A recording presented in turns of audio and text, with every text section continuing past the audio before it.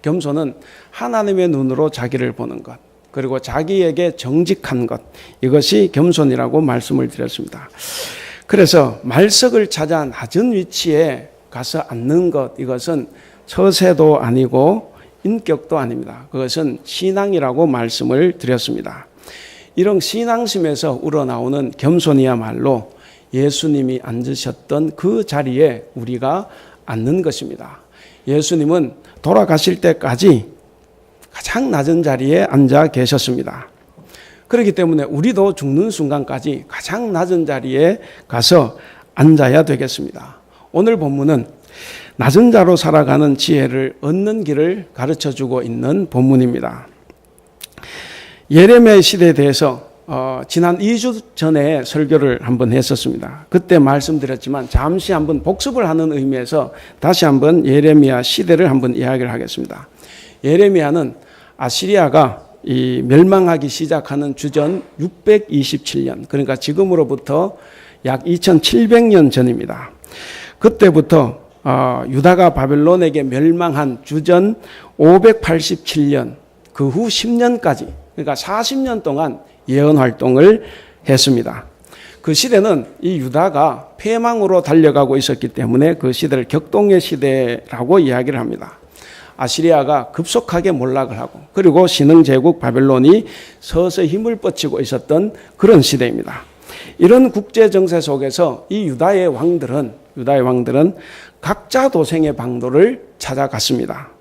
대표적으로 요시야를 들 수가 있습니다. 요시야가 종교 개혁을 일으켰습니다. 그 개혁 운동이 성공을 거두는 것 같았지만 그가 전쟁에서 죽음으로써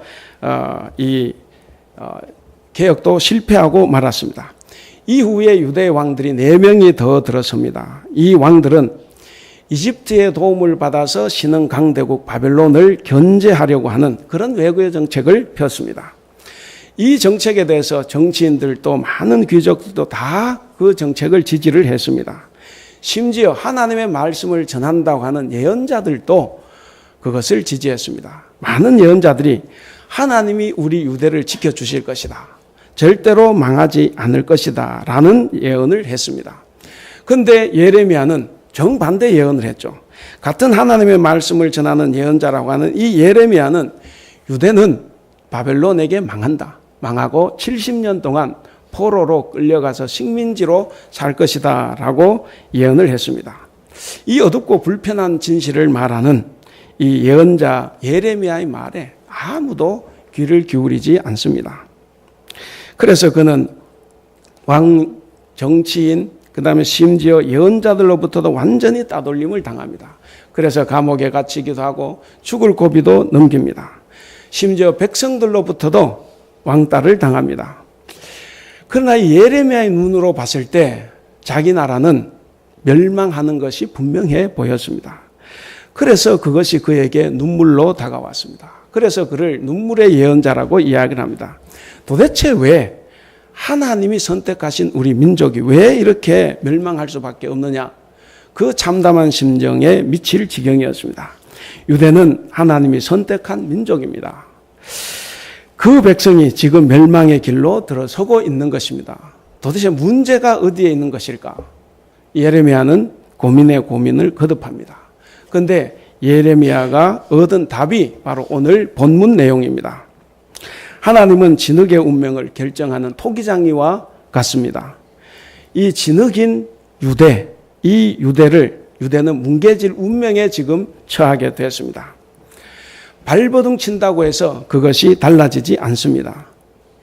그럼에도 불구하고 왕이나 정치인, 귀족들, 예언자, 백성들은 거기에 관심이 없습니다. 그 사실을 모르고 있습니다. 모른다기보다는 알려고 하지도 않습니다. 자기들이 보고 싶은 것만 보고, 자기들이 듣고 싶은 것만 듣습니다. 그리고 자기들이 말하고 싶은 것만 말했습니다. 그렇다고 그들이 신앙을 완전히 포기했다는 것은 절대로 아닙니다. 여전히 성전에서는 제사를 지내고 있었습니다. 당시에 제사장들도 많았습니다. 예언자들도 많았습니다. 그러니까 전통적인 예배 형식은 그대로 진행이 되고 있었습니다. 그럼 문제가 뭡니까? 문제는 신앙의 본질입니다.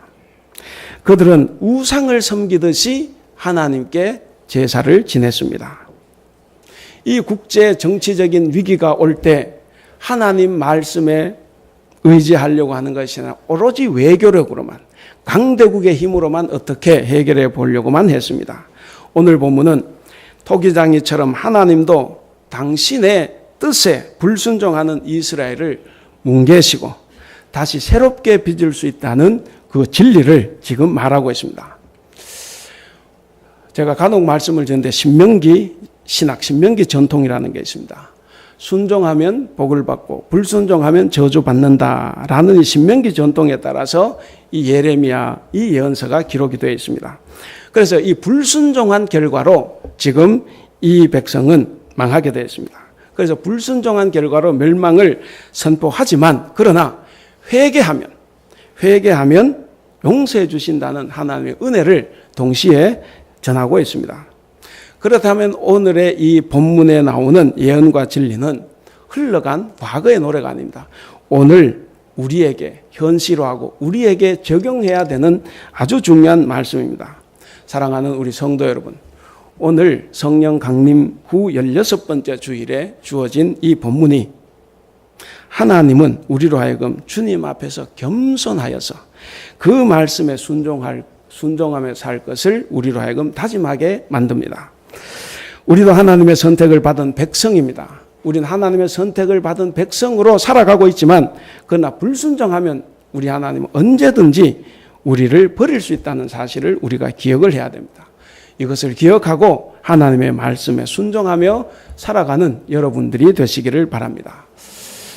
이 구약 성경의 이 예언서를 가지고 설교하는 것이 사실 편하지는 않습니다. 왜냐하면 이 예언서 자체가 이 죄를 지적하고 그 심판하는 내용입니다. 그런 본문일 경우에는 이 설교하는 사람도 쉽진 않아요. 그런데 오늘 본문은 다행히도 심판 예언보다는 회개 촉구입니다.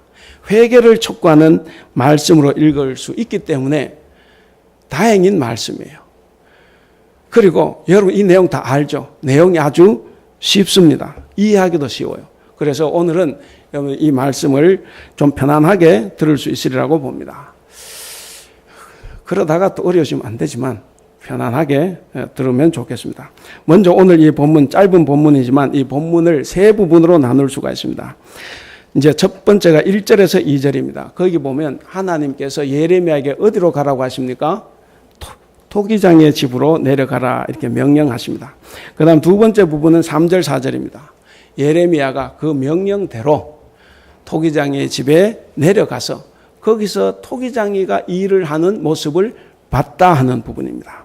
그리고 나머지 이제 5절부터 11절은 그것을 보고 있는 예레미야에게 하나님께서 말씀하시는 부분입니다. 이 말씀은 두 가지로 나누는데 5절에 10절은 그냥 말씀이에요. 예레미야에게 하신 하나님의 말씀이고 11절은 하나님의 명령입니다.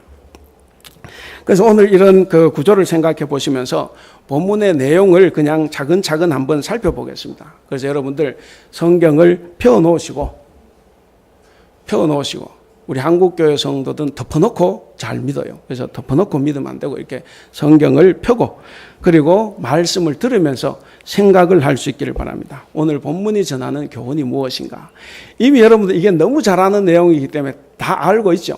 그럼에도 불구하고 한번 스스로 이 교훈을 찾아보시길 바랍니다. 그래서 구체적으로 하나님은 어떤 분이신가 하는 것, 그리고 나는 누군가 하는 것, 그리고 나는 어떻게 살아야 하는가 하는 부분을 여러분들 답을 찾으면서 한번 들어보시기를 바랍니다.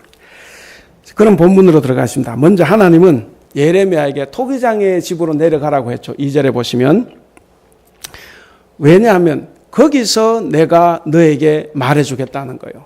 토기장의 집에서. 그래서 토기장의 집이 매우 중요한 역할을 하게 되는데 이 명령에 대해서 예레미야는 아무 군말 없이 따라갑니다. 순종했습니다. 사실 이게 말씀의 사람이 말씀에 순종하는 것이 쉽지 않아요. 어렵습니다. 그런데 이 예언자 예레미야는 군말 없이 나섰습니다.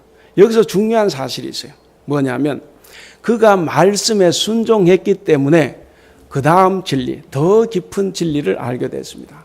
우리가 하나님께 순종할 때, 작은 것이라도 순종할 때 우리는 더 깊은 진리를 깨달을 수 있다 하는 것입니다.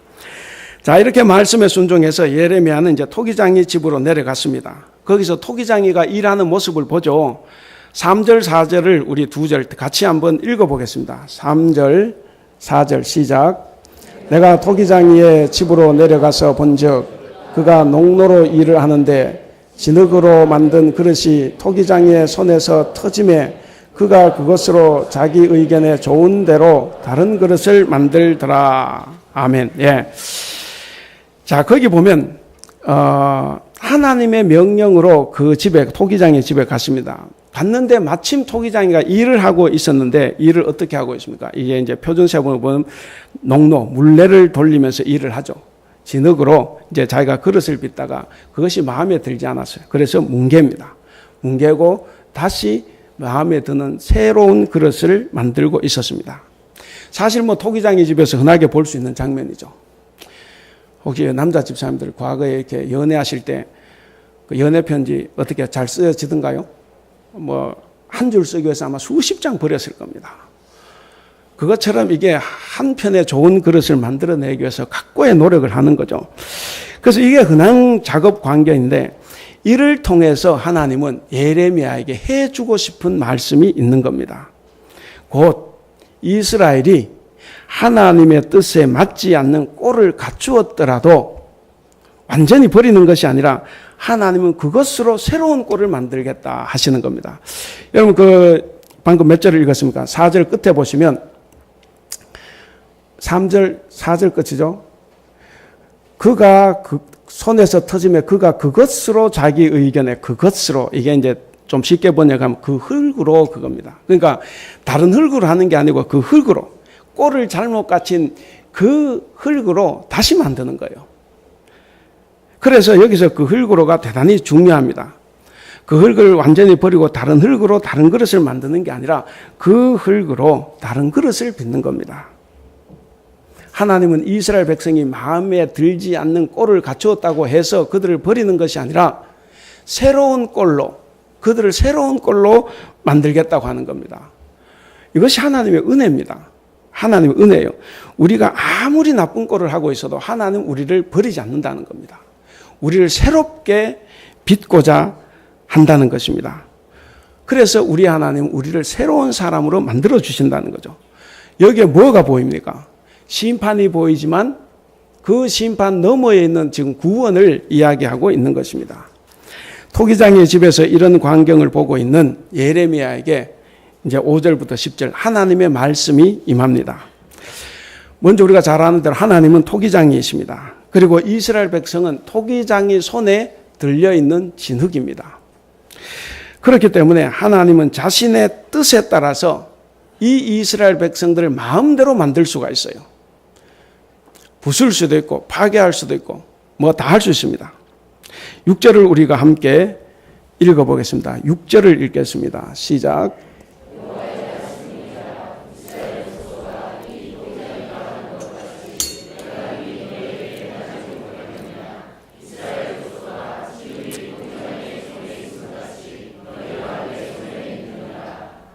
예, 거기 보면 끝에 이 토기장이가 하는 것 같이 내가 능히 너희에게 행하지 못하겠느냐 그랬습니다. 이게 무슨 뜻이겠습니까?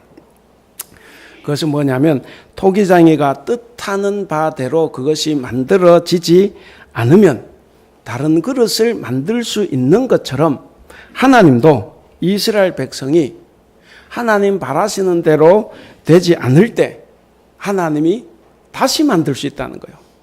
그들을 버리는 것이 아니라 이스라엘 백성을 다시 새로운 사람으로 만들 수 있다는 겁니다. 그래서 거기 나온 대로 진흙이 토기장의 손에 있음 같이 바로 이스라엘의 운명이 하나님의 손에 있다 하는 것을 표현한 것입니다. 여러분, 하나님은 이스라엘뿐만 아니라 온 세계가 다 하나님의 손에 있습니다. 그렇게 하나님은 어느 민족이나 국가라도 토기장이처럼 뽑거나 부수거나 멸하시는 심판을 행하실 수 있습니다. 또 반대로 건설하거나 심는 구원도 동시에 하실 수 있는 분입니다. 2주 전에 이 설교가 예레미야서 본문이었죠. 1장 4절에서 10절이었는데 그거 10절에 가면 오늘 이 말씀이 있습니다. 우리가 1장 10절을 한번 우리가 다 같이 한번 읽어보겠습니다. 1장 10절입니다. 1장 10절 다 같이 시작. 보라 내가 오늘 너를 여러 나라와 여러 왕국 위에 세워 네가 그것들을 뽑고 파괴하며 파멸하고 넘어뜨리며 건설하고 심게 하였느니라. 예. 이제 다시 본문으로 들어오겠습니다. 본문으로 가시면 7절에서 8절을 한번 보시면 우리에게 전해주는 이야기가 있습니다. 우리가 7절, 8절을 다 같이 한 목소리로 읽어보겠습니다. 7절, 8절 시작.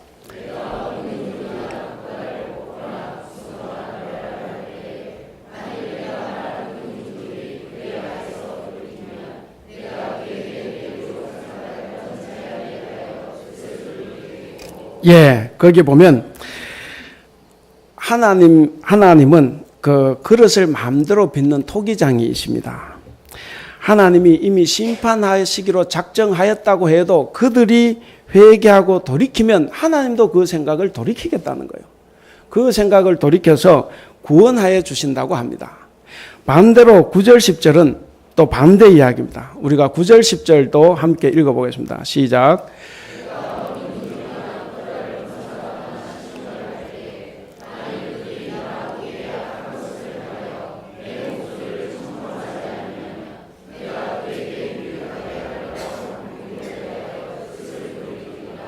예, 자 거기 보면 하나님께서 이미 구원하시기로 작정하셨다고 해도 백성들이 하나님의 뜻을 거슬러서 악을 행한다고 하면 하나님도 자기의 뜻을 거스르겠다는 겁니다. 그래서 하나님의 작정하신 것을 거두시고 심판하신다는 거예요. 여러분, 그렇다면 하나님의 본 마음은 어디에 있을 것 같습니까? 하나님의 본심. 예, 그렇죠. 7, 8절입니다.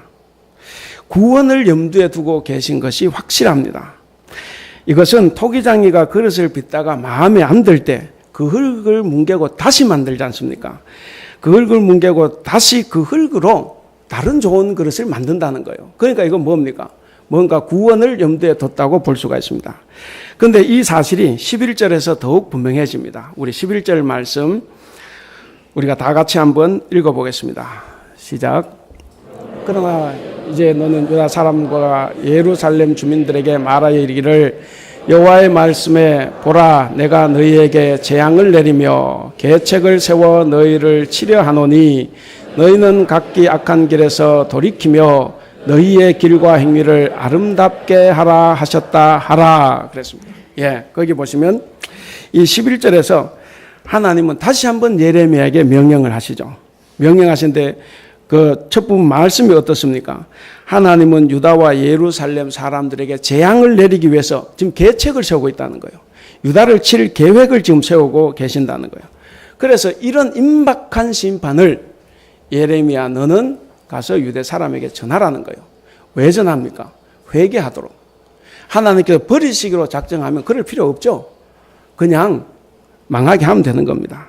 그런데 예레미야에게 그 사람들에게 가서 회개하라는 말씀을 전하라고 합니다. 그래서 이제 유다 백성들은 이 예레미야가 전하는 이 말씀에 따라서 자기들의 삶을 돌이켜야 됩니다. 거기 나온 대로 각기 악한 길에서 돌이키며 자신들의 길과 행위를 아름답게 해야 할 책임이 있습니다. 사랑하는 우리 성도 여러분, 유다가 심판에서 벗어날 수 있느냐 없느냐 하는 것은 어디에 달렸습니까? 전적으로 자기들에게 달려 있습니다. 전적으로 유다 자신이 어떻게 하느냐에 따라 달라지게 되어 있습니다.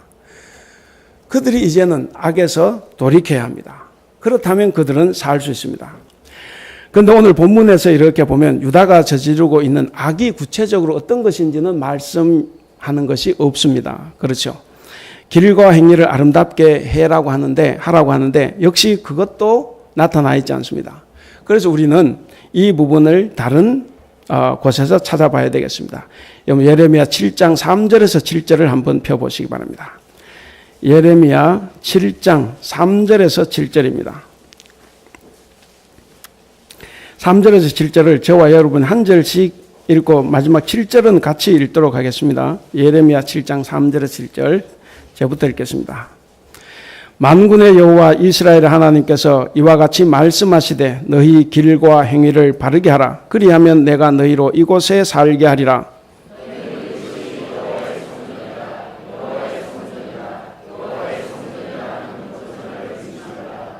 너희가 만일 길과 행위를 참으로 바르게 하여 이웃들 사이에 정의를 행하며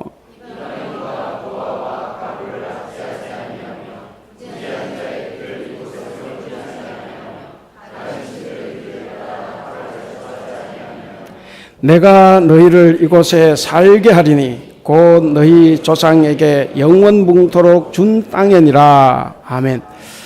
예. 이 말씀에는 보면 길과 행위를 아름답게 하는 삶에 대해서 이야기를 하고 있습니다. 특별히 5절 끝과 6절에 나오고 있습니다. 이는 공동체에서 불의를 행하는 것을 그치고 이방인과 고아와 과부와 같은 사회적인 약자들을 억누르는 것을 그만두는 것입니다. 그리고 무죄한 자를 억울하게 하는 것도 그만두고, 그리고 다른 신들을 따라가지 말고 하나님만 섬기는 것, 그것이 악에서 돌이키는 것이라고 말씀하고 있습니다. 그렇다면 또 예레미야 회개를 전해야 되지 않습니까? 오늘 본문에 아까 말씀 회개 내용이 없었어요. 그것이 뭡니까? 이스라엘 사람들이 고치고 바꾸어야 될 행실, 행동은 뭐가 있느냐? 여기를 보면 알 수가 있죠. 정의를 행하는 것, 사회적인 약자를 잘 돌보는 것, 그리고 이 억울한 사람을 억울하게 하지 않는 것, 그리고 다른 신을 섬기지 않는 것, 바로 이것을 전해야 된다는 겁니다. 바로 우리 그리스도인들에게도 마찬가지입니다. 우리도 우리에게서 있는 우상을 버려야 됩니다. 하나님 외에 다른 것을 우리가 섬기지 말아야 함은 물론이고 이웃을 우리가 잘 돌봐야 됩니다. 무엇보다 세상 사람들보다 윤리적인 면에서 더 탁월해야 됩니다. 그것이 예레미야가 전해야 되는 회개의 내용입니다. 자, 그럼 이제 우리가 본문을 다 살펴봤습니다. 그러면 이제 이 말씀을 삶에 적용하기 위해서 제가 질문을 하나 드리겠습니다. 오늘의 이스라엘, 오늘의 유다 백성은 누구입니까? 오늘의 이스라엘, 오늘의 유다 백성은 누구입니까? 다 맞아요. 속으로 다 대답하셨어요. 예, 그게 정답입니다. 저는 두 가지로 말씀을 드리겠습니다. 기독교회입니다. 새 언약의 피로 하나님의 백성이 된 오늘날의 기독교회, 이 교회가 오늘의 이스라엘 유다 백성입니다. 따라서 오늘 본문은 타락하여서 하나님의 심판을 받을 수밖에 없는 그런 위험에 처한 오늘의 교회 공동체를 향한 하나님의 말씀으로 우리가 받아들일 수가 있습니다. 이럴 경우에 오늘 제목이 뭡니까? 너희가 내 손에 있느니라. 이 말씀 어떻게 바꿀 수가 있습니까? 교회는 내 손에, 하나님의 손에 있다라는 뜻으로 받아들일 수가 있습니다. 이렇게 우리가 받아들인다고 하면 우리는 하나님의 교회가 하나님이 아닌 것을 하나님보다 더 의지하고 있는 것은 아닌가? 우리가 돌아봐야 됩니다. 하나님의 말씀에 귀 기울이는 것보다 다른 것에 더 관심을 두고 있는 것은 아닌가? 우리는 돌아봐야 됩니다. 그리고 같이 하나님의 백성이 된 우리 교우들이 서로에게 불의한 일을 행하고 있지 않는가? 돌아봐야 됩니다. 그래야 원래는 하나님께서 복을 주시리라고 약속했던 이 하나님의 교회가 오히려 하나님의 심판의 대상이 되어가고 있지는 않는지 우리가 돌아봐야 됩니다. 이것을 바로 돌이켜보게 하는 말씀이 오늘 말씀입니다.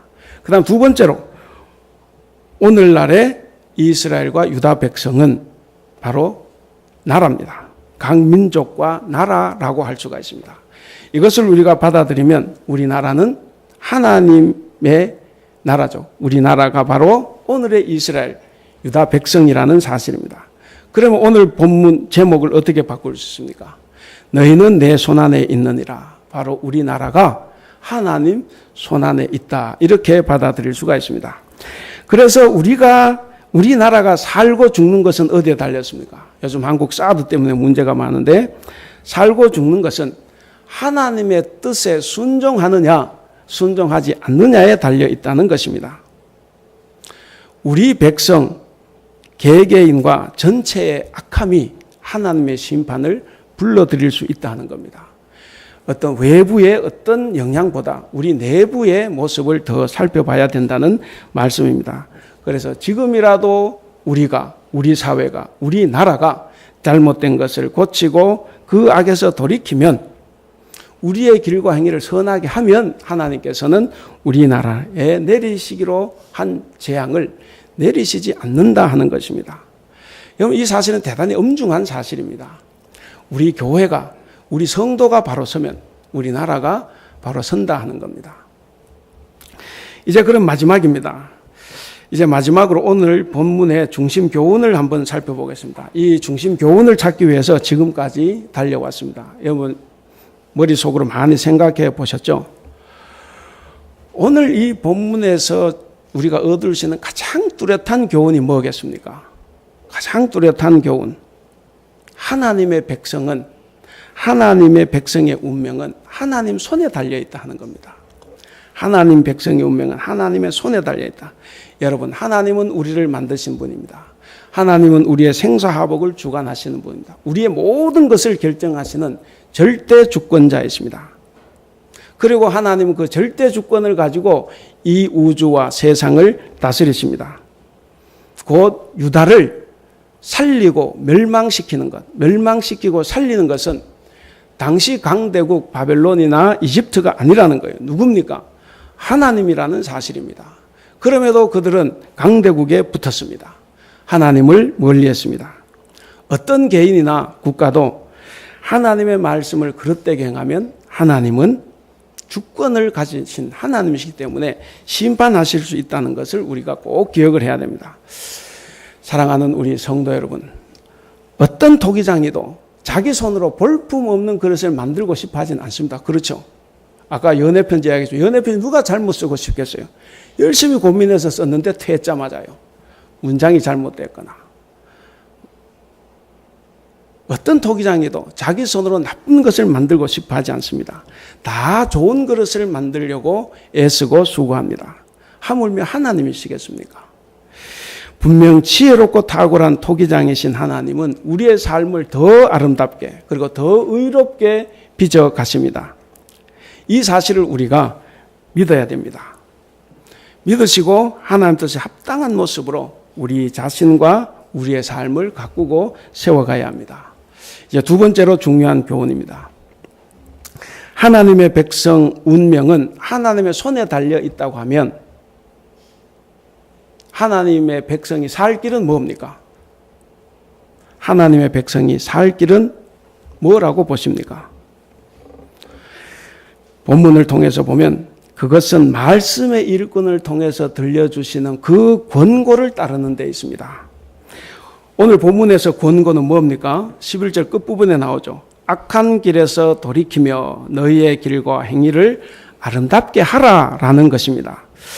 이 말씀은 하나님을 하나님으로 섬기면서 이웃에게 불의를 행하지 말라는 거예요.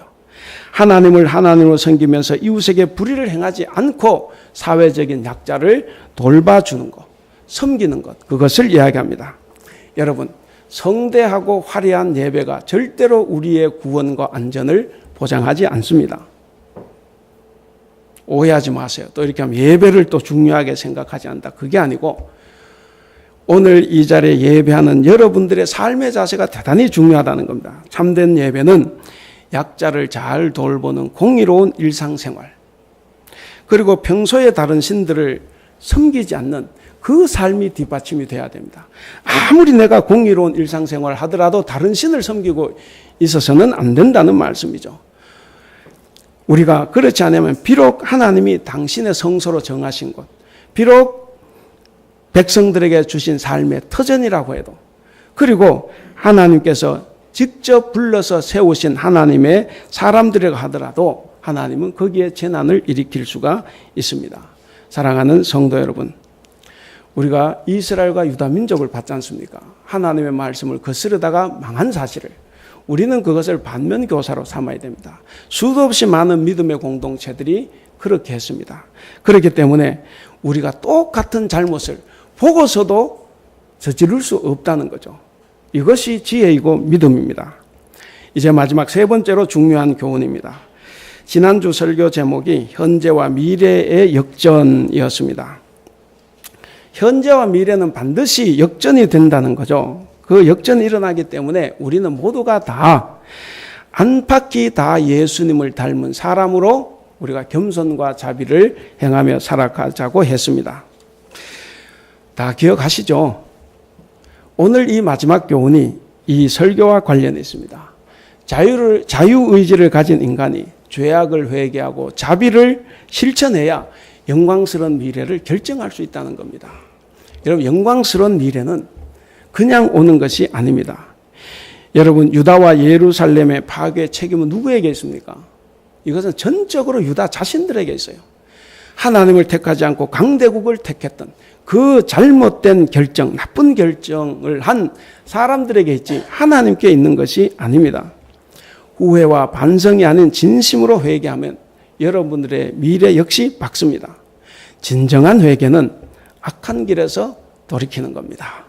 그리고 우리의 길과 행위를 아름답게 하는 것입니다. 마지막 날 대역전이 일어난다는 이 사실을 우리가 깊이 깨우치고 알고 있다면 우리는 길과 행위를 아름답게 해야 됩니다. 그러기 위해서 예수님이 보여주신 겸손과 자비의 삶을 살아야 합니다. 사랑하는 우리 성도 여러분, 이제 말씀을 맺겠습니다. 하나님을 향한 올바른 회개와 선한 삶은 전적으로 새로운 삶을 기약합니다. 현재가 고난스러워도 미래가 밝습니다. 그렇기 때문에 우리는 현재 고난을 참을 수가 있습니다. 우리는 오늘 너희의 길과 행위를 아름답게 하라라는 이 하나님의 구원 초청을 따라서 우리가 모든 악한 길에서 돌아서야 됩니다. 그리고 우리의 길과 행위를 아름답게 해야 됩니다. 그래서 심판에서 벗어나 구원의 길로 우리는 당당하게 걸어가야 합니다. 그래서 하나님의 손에 붙들린 우리의 삶의 자리에서 아름답고 선하고 정말 은혜로운 열매, 그런 열매를 맺는 성도들이 되시기를 바랍니다. 사랑하는 우리 성도 여러분, 형제자매된 우리 성도 여러분, 이번 한 주간도 길과 행위를 아름답게 함으로써 정말 잘되고 복되게 하시는 하나님의 충만한 역사가 여러분들의 삶의 터전에 함께 하시기를 기원합니다. 기도하겠습니다.